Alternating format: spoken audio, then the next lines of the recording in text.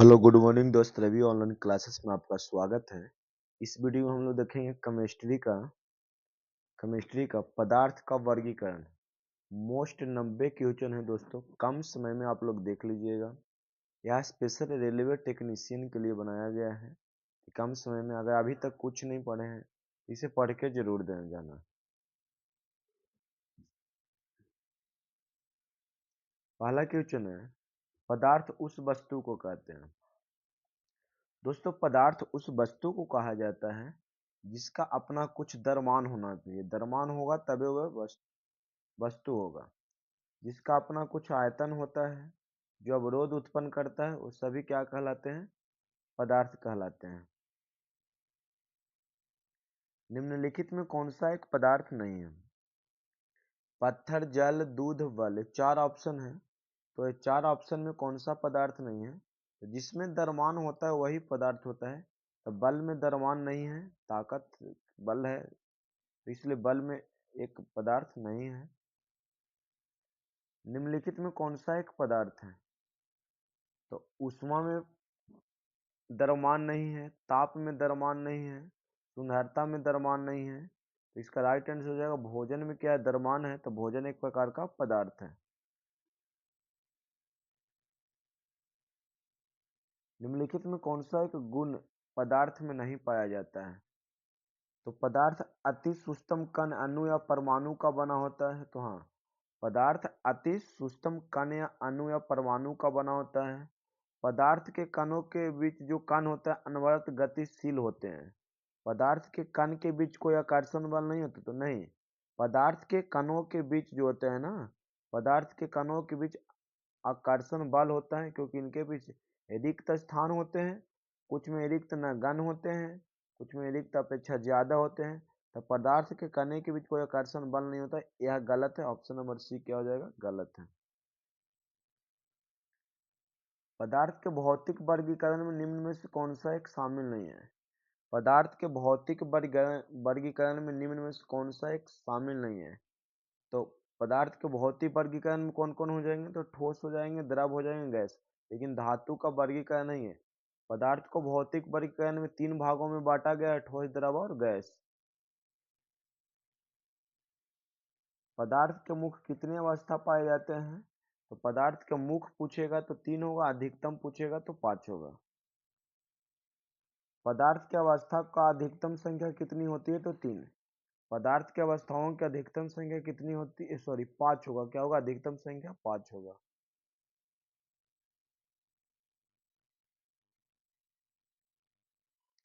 निम्नलिखित में कौन सा एक पदार्थ नहीं है? तो ऊष्मा एक पदार्थ नहीं है, क्योंकि इसमें द्रव्यमान नहीं है। निम्नलिखित कथनों पर विचार कीजिए, मतलब कौन सा कथन सही है? ठोस के आकार तथा आयतन निश्चित होते हैं। ठोस पदार्थों के आयतन तथा आकार दोनों निश्चित होते हैं। द्रव के आयतन निश्चित होते परंतु आकार परिवर्तनशील होते हैं। ये भी कथन सही है। गैस के आकार एवं आयतन दोनों ही परिवर्तनशील होते हैं। तो तीनों कथन क्या है? आपस में सही है। पदार्थ के किस अवस्था में तरलता के अभिलक्षण पाए जाते हैं? मतलब फ्लूइड की अवस्था। तो द्रव और गैस दोनों में बहने की क्षमता पाई जाती है। निम्नलिखित में कौन सा एक द्रव पदार्थ के गुण धर्म नहीं है? तो द्रवों को दबाकर संपीड़ित किया जा सकता है, तो द्रवों को दबाकर संपीड़ित नहीं किया जा सकता। ऑप्शन नंबर ए हो जाएगा। स्पंज जिसे आसानी से दबाया जा सकता है, कौन सा पदार्थ होता है? स्पंज एक प्रकार का ठोस पदार्थ है। दबाने से उसमें से गैस निकलता है, बाकी वह क्या होता है? ठोस ही होता है। सर्वाधिक प्रबल अणुक बल किसके पास होता है? तो ठोस पदार्थों का अंतरक बल मजबूत होता है, मतलब इंट्रामोलिकुलर फोर्स कहिए या अंतराण्विक बल कहिए, मजबूत होता है, क्योंकि इनके पास रिक्त स्थान होते हैं जो नगण्य होते हैं। क्या होते हैं? नगण्य होते हैं, यही कारण से।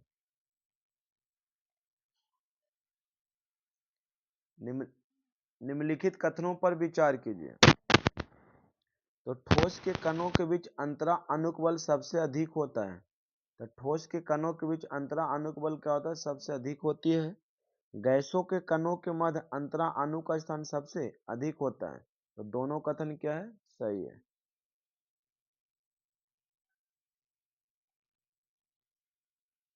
गैस में न तो निश्चित आकार नहीं निश्चित आयतन होते हैं, क्यों? तो गैसों में निश्चित आकार और नहीं आयतन निश्चित होता है।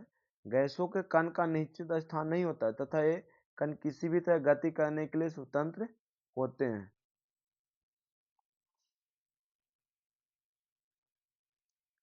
निम्नलिखित में कौन सा एक सही नहीं है? तो पदार्थ के कण अनवरत गतिशील रहते हैं जिसके कारण पदार्थों में विसरण की परिघटना देखने को मिलती है। हाँ, गैसों में विसरण तीव्र गति से होता है क्योंकि गैसों के कण अत्यधिक तीव्रता से गति करते हैं, यह भी कथन सही है। द्रवों में विसरण गैसों में विसरण की अपेक्षा मंद होता है। सबसे ज्यादा विसरण किस में होता है? गैसों में, उससे कम द्रव में, उससे कम ठोस में। अर्थात ठोस में विसरण होते ही नहीं है। ठोसों में विसरण बहुत ही अधिक मंद गति से होता है। तो यही कथन क्या है? गलत है। ठोसों में विसरण होते नहीं है।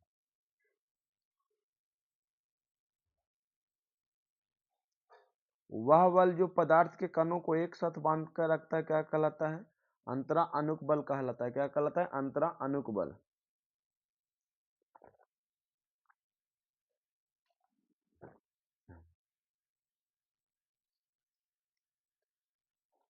किसी ठोस का सीधे वाष्प में परिवर्तन क्या कहलाता है? तो किसी ठोस पदार्थ को सीधे वाष्प में परिवर्तन ऊर्ध्वपातन कहलाता है। निम्न में कौन सा एक कथन सुमेलित नहीं है? ठोस का द्रव में परिवर्तन गलना कहलाता है। द्रव का गैस में परिवर्तन क्वथन कहलाता है। और गैस का द्रव में परिवर्तन जमना नहीं कहलाता है, संघनन कहलाता है। क्या कहलाता है? संघनन। तो ऑप्शन नंबर सी है जो सम्मिलित नहीं है। द्रव का ठोस में परिवर्तन जमना कहलाता है, याद रखिएगा। किसी गैस का सीधे ठोस में परिवर्तन क्या कहलाता है? तो किसी गैस का सीधे ठोस में परिवर्तन कहलाता है ऊर्ध्वपातन। मतलब गैस से ठोस में और ठोस से गैस में परिवर्तन क्या कहलाता है? ऊर्ध्वपातन। कौन सा पदार्थ प्रकृति में तीनों अवस्था में पाए जाते हैं? तो जल। जल तीनों अवस्था में पाए जाते हैं। ठोस बर्फ के एक टुकड़े को गर्म करने पर पिघलने लगता है, ताप क्या रहता है? तो स्थिर रहता है। जब ठोस को गर्म किया जाता है तो पिघलने लगता है, उस स्थिति में ताप क्या होता है? स्थिर रहता है। और ताप स्थिर को कहा जाता है गुप्त उष्मा। क्या कहा जाता है? गुप्त उष्मा। किसी पदार्थ द्वारा अधिकृत स्थान कहलाता है। अधिकृत स्थान क्या कहलाता है? तो आयतन कहलाता है। निम्नलिखित कथनों पर विचार कीजिए, कौन सा कथन सही है? तो पदार्थ की चौथी अवस्था प्लाज्मा कहलाती है। पदार्थ की पंचम अवस्था बोस आइंस्टाइन कंडेंसेंट कहलाता है। तो क्या हो जाएगा? दोनों कथन सही है। डॉटेड पदार्थ उन अवस्थाओं में एक है जो बहुत ही कम घनत्व वाली गैस को अत्यंत कम तापमान के तहत ठंडा करने से प्राप्त होता है। तो अत्यंत कम ठंडा करने से प्राप्त होता है तो वह बोस आइंस्टाइन कंडेंसेंट होता है, मतलब घनीभूत कर सकते हैं। गर्म करने पर ठोस को सीधे वाष्प में और ठंडा करने पर वाष्पों को सीधे ठोस में परिवर्तन क्या कहलाता है?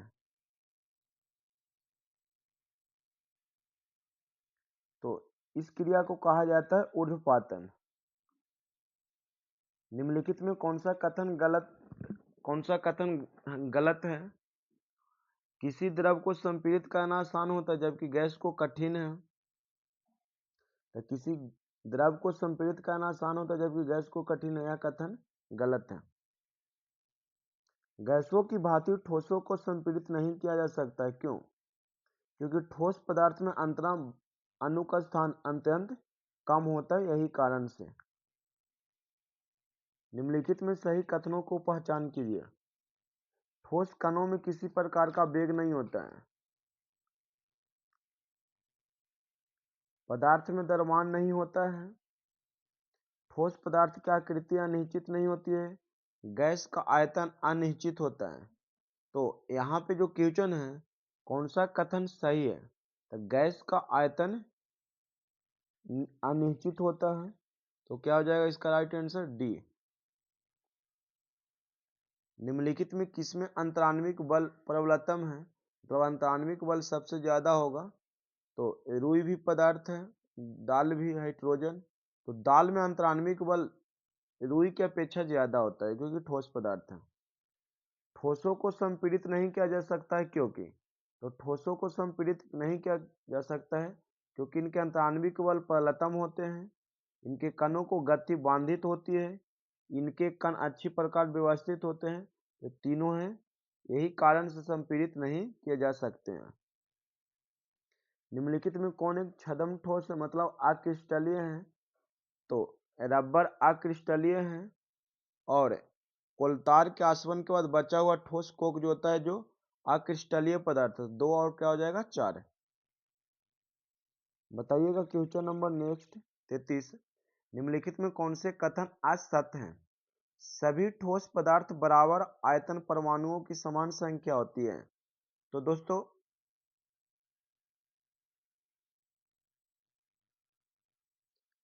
कौन से कथन असत्य पूछा है, तो सभी ठोस पदार्थ बराबर आयतन परमाणुओं की समान संख्या रखता है, तो नहीं, ये भी असत्य है। सभी ठोस पदार्थ बराबर आयतन समान अणुओं को संख्या रखते हैं, तो दोनों कथन क्या है, असत्य है, उपयुक्त हो जाएगा डी। निम्नलिखित में कौन अक्रिस्टलीय ठोस पदार्थ है, तो क्वार्टेज कांच जो है अक्रिस्टलीय ठोस पदार्थ है। कुछ क्रिस्टल दाब आरोपित करने पर विद्युत प्रवाह उत्पन्न करते हैं, यह घटना क्या कहलाता है, तो पीजो विद्युत कहलाता है, याद रखिएगा। कुछ क्रिस्टल दाब आरोपित करने पर विद्युत प्रवाह उत्पन्न करता है, यह घटना को कहा जाता है पीजो विद्युत।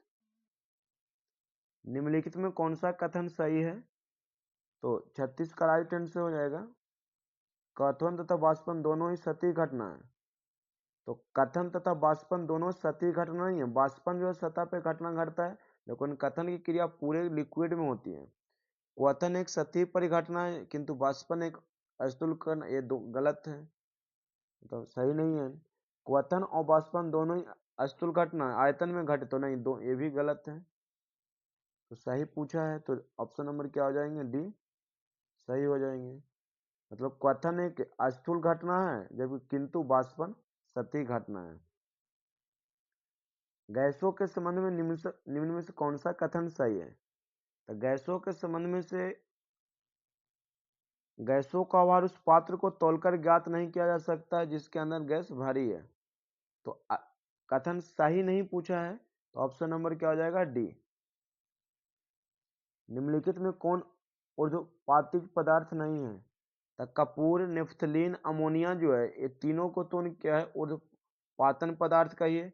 फिटकिरी जो हो जाएगा ऊर्ध्वपातिक पदार्थ नहीं है, तो ऑप्शन नंबर क्या हो जाएगा, इसे पोटास एलम भी कहा जाता है, पोटास एलम कहा जाता है फिटकिरी का। पदार्थ की पांचवी अवस्था को प्राप्त करने हेतु वर्ष 2001 में किस वैज्ञानिक को नोबेल पुरस्कार दिया गया था, तो सभी को दिया गया था इनमें से। बृहद अणु की अवधारणा पदार्थ की किस अवस्था में जुड़ा होता है, तो बृहद अणु की बात करेगा तो बोस्ट आइंस्टाइन कंडेंसेंट होगा। सूर्य एवं अन्य तारों की अवस्था क्या होता है, तो प्लाज्मा। सूर्य एवं अन्य तारों की अवस्था क्या होता है, तो प्लाज्मा। सौर मंडल में प्लाज्मा अवस्था की उत्पत्ति का कारण क्या है, तो उच्च ताप। सौर मंडल में प्लाज्मा अवस्था की उत्पत्ति का कारण क्या है, तो उच्च ताप।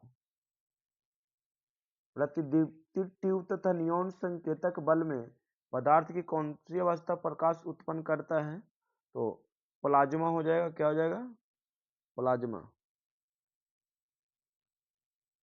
एक ही प्रकार के कणों से बने पदार्थ को क्या कहलाता है, तो एक ही प्रकार से मिले पदार्थ, एक ही प्रकार के कणों से मिले पदार्थ को कहा जाता है तत्व।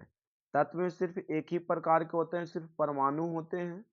यौगिक में अणुओं को मिलने से यौगिक बनता है, मिश्रण का कोई सूत्र नहीं होता है।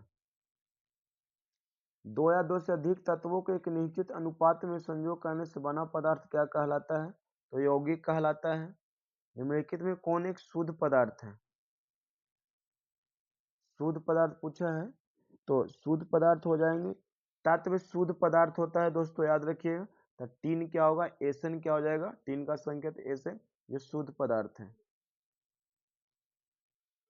धातु तथा धातु प्रकार है, तो यह धातु और अधातु प्रकार है तत्व का। निम्नलिखित में कौन सा एक यौगिक है, तो जल एक क्या है, यौगिक है। निम्नलिखित कथनों पर विचार कीजिए। जल एक यौगिक है, मिश्रण नहीं, सही है। वायु एक मिश्रण है, यौगिक नहीं, तो दोनों कथन क्या है, सही है। क्षारीय, कैल्शियम कार्बोनेट को क्षारीय कहा जाता है, तो यह एक यौगिक है। तत्व किस अवस्था में पाया जाता है, तो तत्व तीनों अवस्था में पाया जाता है, ठोस, गैस और द्रव अवस्था में पाया जाता है। जैसे ऑक्सीजन, क्लोरीन, हाइड्रोजन, नाइट्रोजन, ये सब गैसीय अवस्था में है। सोडियम, ये सब क्या है, ठोस अवस्था में। द्रव क्या हो जाएगा, पारा, ब्रोमीन द्रव अवस्था में है। निम्नलिखित में कौन सा एक तत्व है, तो हीरा एक तत्व है जो कार्बन का अवरूप है। निम्नलिखित में कौन सा एक यौगिक है, तो जल एक यौगिक है, ओजोन क्या है, तत्व है। पारा एक तत्व है। वायु मतलब ऑक्सीजन एक मिश्रण है। निम्नलिखित में कौन कौन न तो बल और नहीं यौगिक है, बल्ब नहीं होगा सर, यहाँ पे तत्व कह लीजिए, तो नहीं यौगिक है, तो वायु हो जाएगा इसका। कौन न बल हो एक, तो वायु हो जाएगा। वायु क्या है, मिश्रण है।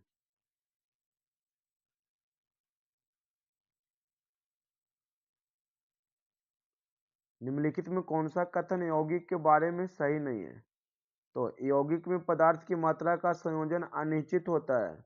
नहीं, पदार्थ की मात्रा क्या होता है, निश्चित होता है। जैसे H2O, तो H2O में हाइड्रोजन के कितने परमाणु होंगे, 2, ऑक्सीजन के 1 परमाणु, तो ये में निश्चित होगा, यही कथन गलत है। कोयला क्या है, तो कोयला एक तत्व है जो सिर्फ कार्बन से बने होते हैं। पीतल तथा कांसा जैसे मिश्र धातु क्या होते हैं, तो मिश्रण होते हैं।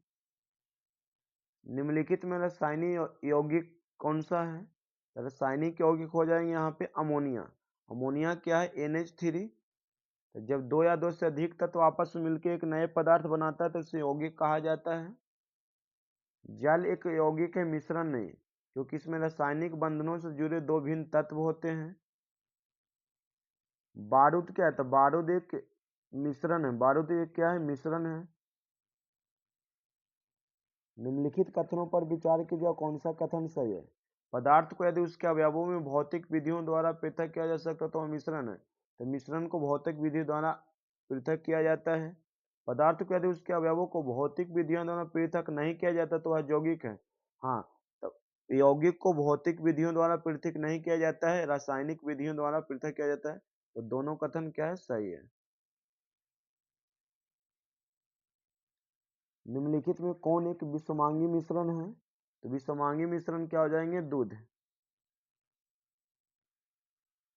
निम्नलिखित में कौन यौगिक है, तो फेरस सल्फाइड एक क्या है, यौगिक है। निम्नलिखित में कौन शुद्ध पदार्थ नहीं है, तो दूध एक शुद्ध पदार्थ नहीं है। निम्नलिखित में कौन शुद्ध पदार्थ है, तो ग्लूकोज क्या एक शुद्ध पदार्थ है। C6H12O6 क्या है, एक शुद्ध पदार्थ है। निम्नलिखित में कौन यौगिक नहीं है, तो पीतल एक मिश्रण है। पीतल क्या हो जाएगा, यौगिक नहीं है। विरंजक चूर्ण क्या है, तो एक प्रकार का यौगिक है, कैल्शियम ऑक्सीक्लोराइड।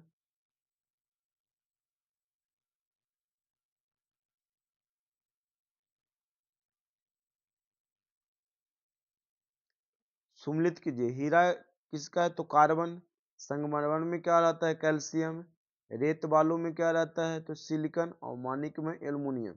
तो इस प्रकार क्या होगा, 4, 1, 2, 3, ऑप्शन नंबर क्या हो जाएगा, बी। वह पदार्थ जो वायु जलकर जल और कार्बन डाइऑक्साइड देता है क्या कहलाता है। देखिए, कोई भी यौगिक मतलब उसको जलाया जाता है तो जल देता है और कार्बन डाइऑक्साइड देता है, तो वह क्या हो सकता है, यौगिक हो सकता है। निम्नलिखित में कौन शुद्ध पदार्थ है, तो स्टेनलेस स्टील यहाँ पे क्या होना चाहिए, शुद्ध पदार्थ होना चाहिए।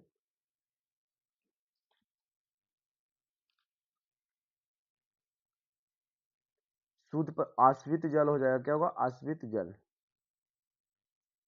निम्नलिखित में कौन सा कथन यौगिक के बारे में सही नहीं है?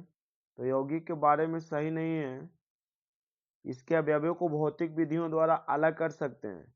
तो यौगिक के अवयव को भौतिक विधि द्वारा अलग नहीं कर सकते, ये भी कथन वाला नंबर सही है। यह अपने अवयव को गुण धर्म को प्रदर्शित करता है, तो यौगिक अपने अवयवी को गुण धर्म को प्रदर्शित नहीं करता है। तो दोनों ये दोनों क्या है, गलत है, ये दोनों क्या है, सही है। इसका राइट आंसर हो जाएगा ए और बी। दो या दो से अधिक शुद्ध पदार्थों को किसी भी अनुपात में मिला देने से क्या बनता है? तो दो या दो से अधिक शुद्ध पदार्थों को किसी अनुपात में मिला देने से मिश्रण बनता है। निम्नलिखित में कौन शुद्ध तत्व है? तो सोडियम क्या है, शुद्ध तत्व है। प्रकृति का मूल पदार्थ कौन है जिसमें सभी पदार्थ बने होते हैं? तो वह क्या हो जाएगा, तत्व। निम्नलिखित में कौन दो तत्वों का मिश्रण है? तो दो तत्वों का जो मिश्रण है हाइड्रोजन और ऑक्सीजन हो जाएगा। निम्नलिखित में कौन समांग मिश्रण नहीं है? तो धुआं एक समांगी मिश्रण नहीं है।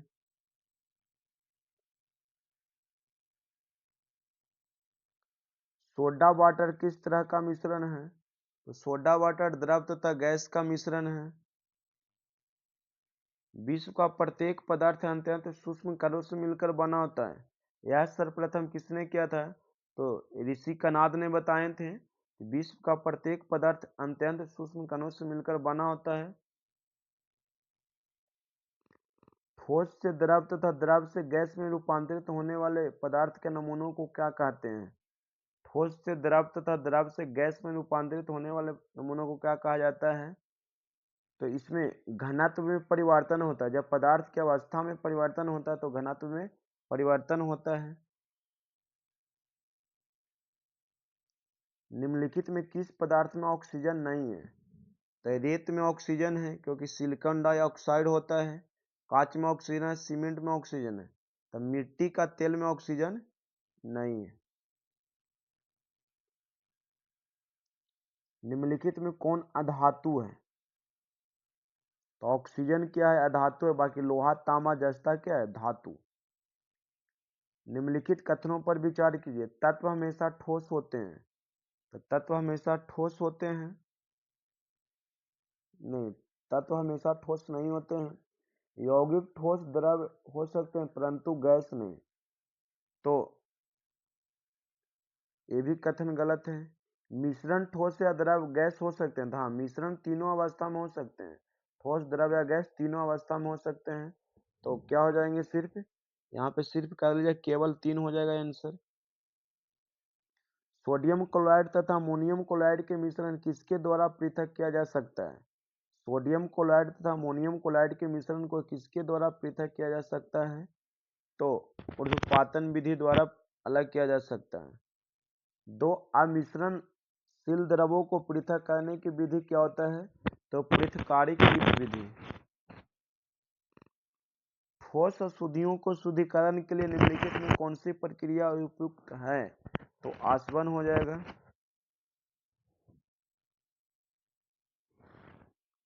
पुष्पों के पंखुड़ियों में उपस्थित विभिन्न रंग वाले अवयवों को पृथक करने के लिए सबसे अच्छी विधि कौन सा होता है? तो क्रोमैटोग्राफी होता है। क्रोमैटोग्राफी को प्रयुक्त करने में निम्नलिखित में कौन सा पृथक नहीं किया जा सकता है? तो क्रोमैटो में रेडियो समस्थानी विधि को पृथक नहीं किया जा सकता है। क्रोमैटोग्राफी में निहित सिद्धांत क्या होता है? तो विलयता होता है।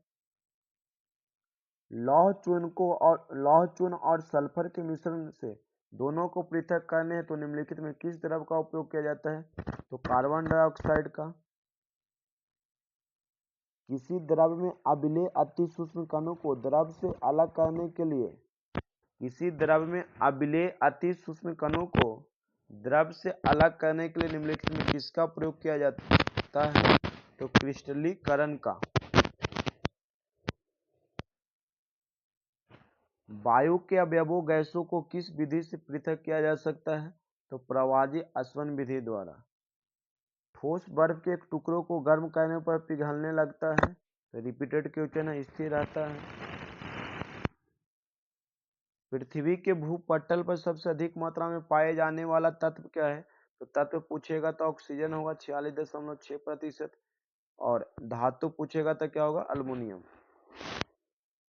लौह चूर्ण और सल्फर के मिश्रण से दोनों को पृथक करने तो निम्नलिखित में किस द्रव का उपयोग किया जाता है? तो कार्बन डाइऑक्साइड का भी रिपीटेड क्वेश्चन है।